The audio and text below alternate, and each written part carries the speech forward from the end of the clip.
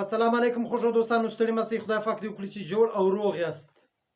خوږو دوستانو، ډېر وخت کېږي بیا مې ویډیو نه ده کړې، څه کورني مصروفیات مې درلودل، نو نن بیا غواړم چې ستاسو په درانه حضور کې یو ویډیو جوړه کړم.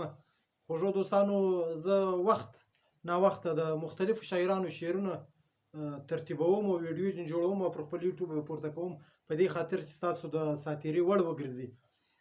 دوستانو، نو یو خاص درته کوم تر نوې ویډیو جوړېدو وړاندې چې زموږ دا کوم د یوټیوب چینل چې دی نوی دی، که نوی نه دی هم یو زوړ چینل زما و، پر هغه ما یې 2 کاله کار کړی خو هغه بلاک شو.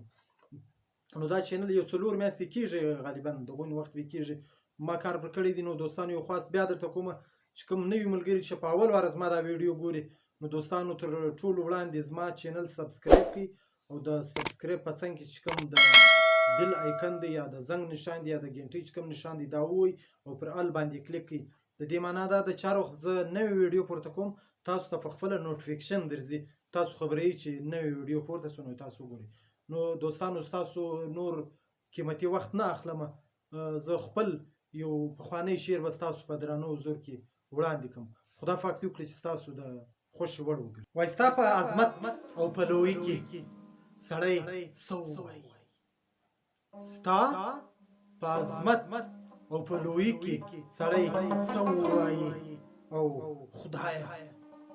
خدایه دا ستا په باچهي کې سړی څه ووایي.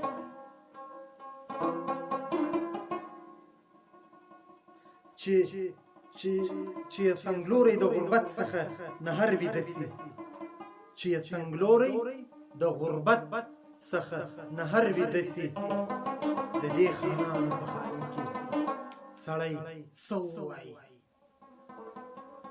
ډېر نږدې دوست به دې په سخته کې یوازې پرېږدي، ډېر نږدې دوست به دې په سخته کې یوازې پرېږدي، د داسې خلکو په دوستي کې سړی څه ووایي. چې د غربت د لاسه خپل بچي پر نورو فلوري، چې د غربت د لاسه خپل بچي پر نورو فلوري، د دې خوارانو غریبي کې سړی څه ووایي. چې د سرو شونډو او شین خال پر ځای خپل کام یادوي، چې د سرو شونډو او شین خال پر ځای خپل کام یادوي، او غزنوي ستا په شاعري کې سړی څه ووایي، او ستا په عظمت او په لویي کې سړی څه ووایي، او خدایه ستا په باچهي کې سړی څه ووایي. چې د سرو شونډو او شین خال پر ځای خپل کام یادوي، او غزنوي ستا په شاعري کې سړی څه ووایي. ستاسو له توجه څخه یوه نړۍ مننه. ژوندي اوسئ، کور مو